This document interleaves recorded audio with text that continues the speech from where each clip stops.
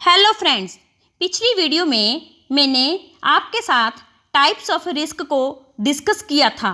Now इस video में मैं आपको रिस्क को कैसे कंट्रोल कर सकते हैं, उसे कैसे मैनेज कर सकते हैं, उसके मेथड्स, टेक्निक्स और स्ट्रेटजी के बारे में बताऊंगी कि कैसे हम रिस्क को एक्सेप्ट कर सकते हैं, अवॉइड कर सकते हैं, रिड्यूस कर सकते हैं या फिर थर्ड पार्टी को ट्रांसफ़र भी कर सकते हैं। डिटेल में मैं आगे बताऊंगी। वीडियो को पूरा देखें, स्किप ना करें। क्या पता कोई इम्पोर्टेंट इन्फॉर्मेशन आपकी मिस हो जाए, इसलिए वीडियो को शुरू से लास्ट तक पूरा देखें।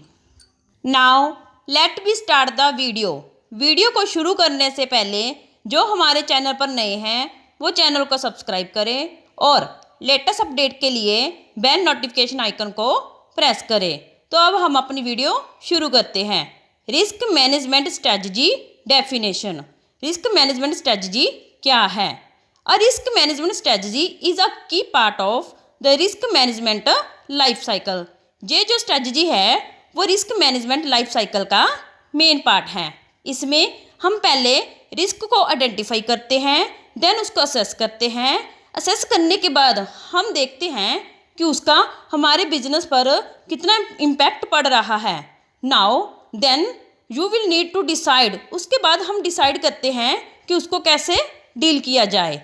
The approaches you decide to take is your risk management strategy. जो अप्रोच आप डिसाइड करते हो वही रिस्क मैनेजमेंट स्ट्रेटजी है। हमारे पास रिस्क को डील करने के, ट्रीट करने के 4 ऑप्शंस हैं, मीन्स 4 अप्रोचेज हैं। रिस्क एक्सेप्टेंस मीन्स जितना रिस्क आपको बिजनेस में हो सारे का सारा एक्सेप्ट कर लेना। रिस्क ट्रांसफर्स मीन्स रिस्क को थर्ड पार्टी को ट्रांसफ़र कर देना। रिस्क अवॉइडेंस मीन्स रिस्क को अवॉइड कर देना, उस एक्टिविटी में इन्वेस्ट ही ना करना। रिस्क रिडक्शन मीन्स रिस्क के इम्पैक्ट को रिड्यूस करना।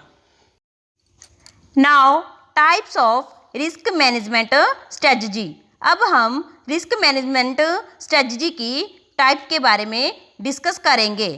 फर्स्ट, रिस्क एक्सेप्टेंस मीन्स सारा का सारा रिस्क एक्सेप्ट करना विदाउट टेकन एनी एक्शन। कोई भी एक्शन लिए बगैर ही सारा का सारा रिस्क हम एक्सेप्ट कर लेते हैं। The approach will not reduce the impact of A risk. ये अप्रोच रिस्क के इम्पैक्ट को कम नहीं करती, ना ही उसके होने वाले अफेक्ट को रोकती है, बट ये कोई बैड थिंग नहीं है।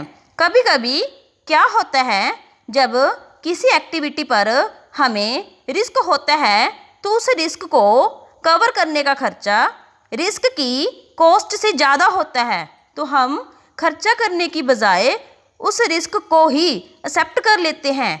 एग्जाम्पल के रूप में, जब हम किसी एक्टिविटी पर खर्च करते हैं तो हमें 20,000 का लॉस हो रहा होता है, लेकिन उसे कवर करने के लिए हमें 2 लाख खर्चा करना पड़े तो हम ज़्यादा खर्चा करने की बजाय 20,000 के लॉस को ही एक्सेप्ट कर लेते हैं। इसे हम रिस्क एक्सेप्टेंस कहते हैं।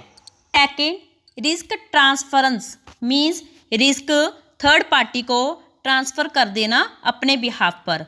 A risk is transferred by a contract to an external party who will assume the risk on an organization's behalf. Means किसी थर्ड पार्टी के साथ कॉन्ट्रैक्ट करके ऑर्गेनाइजेशन अपने बिहाफ पर रिस्क एक्सटर्नल पार्टी को transfer कर देती है। Choosing to transfer a risk does not entirely eradicate it. अगर हम ट्रांसफ़र पॉलिसी अडॉप्ट करते हैं तो इसका मतलब ये नहीं कि सारा का सारा रिस्क एरेडिकेट हो जाएगा। रिस्क तो रहता ही है, बट रिस्पॉन्सिबिलिटी शिफ्ट हो जाती है ऑर्गेनाइजेशन के बिहाफ पर थर्ड पार्टी को।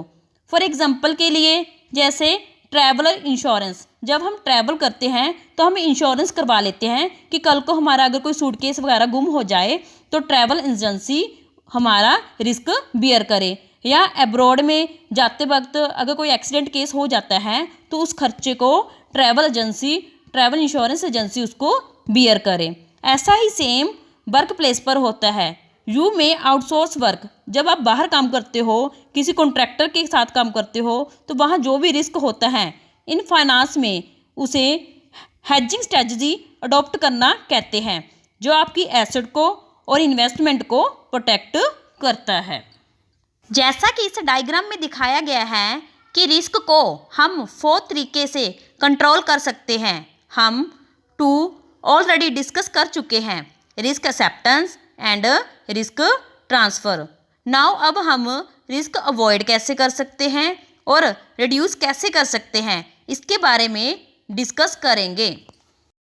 Now risk avoidance means risk को एलिमिनेट कर देना बिना कोई एक्शन लिए जब रिस्क अराइज होता है। अगर आप इस अप्रोच को फॉलो करते हो तो इसका एम रिस्क को एलिमिनेट करना होता है तब जे रिस्क अराइज हो। एग्जाम्पल के रूप में रिस्क अवॉइडेंस को इन्वेस्टमेंट में देखा जाता है।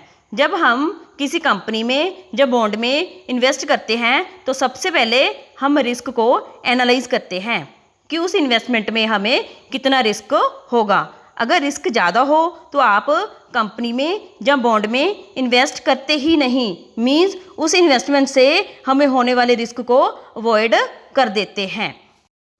Fourth and last risk reduction means कोई एक्शन लेकर रिस्क को कम करना या उसके इम्पैक्ट को कम करना। रिस्क रिडक्शन एक कॉमन स्ट्रेटजी है जो रिस्क ट्रीटमेंट में आती है। इसको लॉरिंग रिस्क भी कहते हैं। जब आप इस अप्रोच को फॉलो करते हो तो you need to work out the measure or actions you can take that will make risk more manageable. Means आपको ज़्यादा वर्कआउट करना पड़ता है रिस्क को मेजर करने में, देन उसके बाद आप एक्शन लेते हो कि ज़्यादा रिस्क को अच्छे से मैनेज किया जा सके। एग्जाम्पल के रूप में रिस्क रिडक्शन को मैन्युफैक्चरिंग के रूप में देखा जाता है। जब हम प्रोडक्ट को इनकरेक्ट स्पेसिफिकेशन की वजह से प्रोड्यूस करते हैं तो उस रिस्क को क्वालिटी मैनेजमेंट रिस्क रिडक्शन की पॉलिसी से कम करती है। फाइनेंस इंडस्ट्री में इस तरह के रिस्क को न्यू रूल्स और रेगुलेशन में देखा जाता है।